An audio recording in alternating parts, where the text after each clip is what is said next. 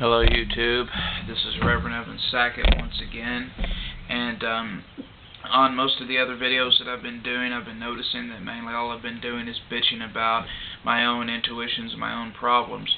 Well, I've decided that there is going to be no more of that, because if, as a church, the Visual Circle Church wants to stand up and compete with other churches who are made up of nothing but hypocrisy and bullshit out to get other people's money, we're going to have to stand up for the right thing, which is in the interest of helping other people stand up for their own rights and their own beings. We believe, and we don't just believe this, but we insist that everyone is born with a God-given freedom. And governments will try to manipulate us into thinking that they have given us freedom and that we owe them for our freedom, such as America trying to say that we have an obligation to go overseas and battle whatever country they decide to start a war with and give up our lives simply because they give us freedom. No, freedom is God-given. No one has the right to say, you are not free. And America is not going to manipulate people into thinking that they have to give up their lives simply because they gave them freedom. And what a shitty freedom it is. At this day and time, there's no such thing as freedom in America anymore.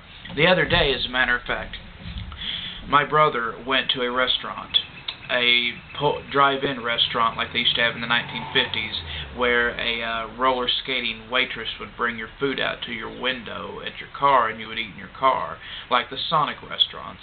Well, he ordered his food, he sat there, waited on them to come, and while he was waiting on his food to come out, he reclined in his seat and closed his eyes. 5 minutes later, he heard a knock on his window. He looks up and there's 5 county police officers standing at his car. He rolls down his window. They say, "What are you doing sleeping in your car?" He simply replies, "I was just waiting on my food, and I was reclining and trying to close my eyes while I was waiting on it." Well, they insisted that he was drunk and intoxicated, even though it was about 1 o'clock in the afternoon on a Sunday. So they pulled him out of the car, give him a sobriety test, which he passes. They search his car, which he gave them permission to do. They find nothing. They check his license. His license comes back invalid. Invalid. It turns out that he had a suspended license, so they take him to jail. Now, the suspended license aspect is one thing, but the other aspect is what the hell were they doing bothering him in the first place? Now, if the police officer had just walked up and tapped on the window and asked him, you know, you are asleep in a public restaurant, that would be one thing. But harassing him continuously simply because he was reclining in his car with his eyes shut while he was waiting on his food to be delivered is completely absurd. The fact of the matter is, we are not free in this country. There are simple freedoms that we get harassed for taking advantage of simply because they look suspicious.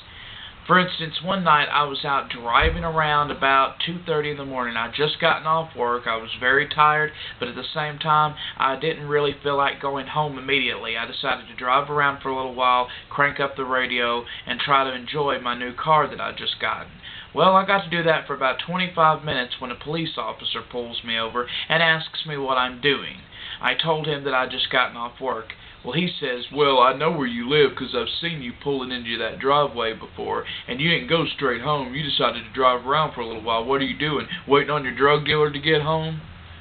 I could not believe what I was hearing, and I asked him, I said, "Officer, is it illegal to drive around a neighborhood? I mean, is it illegal to do so? Is there a curfew in this neighborhood that I'm not aware of?" "No, don't you get smart with me, son." I mean, this is just a simple point that I'm trying to make, that our freedoms have been greatly infringed upon, and the government will try to claim that it's all in the interest of national security.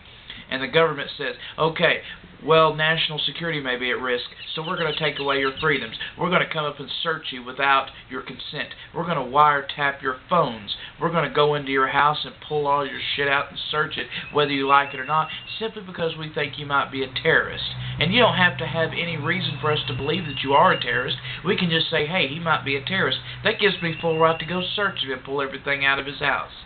You know, a lot of people get the wrong impression about me because I am a criminal justice major. I hope to earn eventually a bachelor's degree in criminal justice and maybe even move on to get my law degree. But I am in no way planning on becoming a police officer. I'm totally against the common criminal justice system that is established today. My main reason for taking part in criminal justice and studying criminal justice and trying to get a degree in it is so that hopefully I can help define what are the cracks and the vices in the system and try to change them a little bit. But 90% of the individuals that become police officers, prison guards, jailhouse guards, they become all of these things simply because they cannot accomplish any other feat in life. They're too stupid to become doctors. They're too ignorant to become lawyers. They're too mind-dead to become accountants. And so what do they become? A police officer. And this gives them all the confidence they need, because instead of dealing with white-collar people who actually have real jobs and make real money, they're dealing with scumbags. And that makes them feel better about themselves because they can throw people in jail day after day and criticize them left and right. Look at you fucking up your life. Look at where you're at. Look at where I'm at. You're sitting in that chair getting a DUI and I'm booking you. I'm so much better than you. And it makes me feel so good about myself to sit here and throw your sorry ass in jail. And that's all it's about. It makes me absolutely sick when I saw on television the other day some bitch jailhouse clerk who was booking this man who was arrested for simple possession of marijuana. She asks him, "You had marijuana in your house with your kids?" He says, "Yes." She says, "Aren't you ashamed?" "No, I'm an advocate for smoking marijuana." "What if your kids smoked marijuana?" "If they were old enough to make that decision, then that would be their decision." Wake up, lady. Reality does need to set in on you, you know. It's all right for judges and cops and whoever the fuck else to sit around and get drunk in front of their kids every night, but if somebody smokes a joint in front of their kid, God forbid, they're a worthless piece of shit. I just don't understand it. Alcohol is probably responsible for more euphoria-related deaths per year than all other drugs combined, and yet you still cannot break America's ridiculous morality grasp on the American people. Everything is wrong. It's wrong to smoke. It's wrong to drink. It's wrong to eat food that tastes good. It's wrong to do drugs. It's wrong to have fun of any fucking kind. It's wrong to have sex. Anything that we desire as human beings is wrong. And you know what? As a member of the Visual Circle Church and as the leader, I say fuck that shit. As the Visual Circle Church members and people of the Visual Circle Church, we believe in standing up for our rights as human beings. If we want to take drugs, we're going to take drugs. If we want to drink, we're going to drink. If we want to smoke cigarettes, we're going to smoke cigarettes. Of course, there is a boundary. I mean, we're not saying that we can go out and rape people and torture people and murder people if we desire to do so, because obviously we do not believe in harming other people, but we do believe that every person has the right to determine what they want to do. And if they want to take drugs, it should be left up to them. We're not saying that one should take drugs. We do believe that you should be aware of the consequences, and no matter which way you look at it, you can't get around the consequences. The fact of the matter is, yes, cigarettes are bad for you. Yes, alcohol can be bad for you if used in excession. Yes, drugs are bad for you, some drugs, when used in excession. But the fact of the matter is, everything is bad for you to a degree.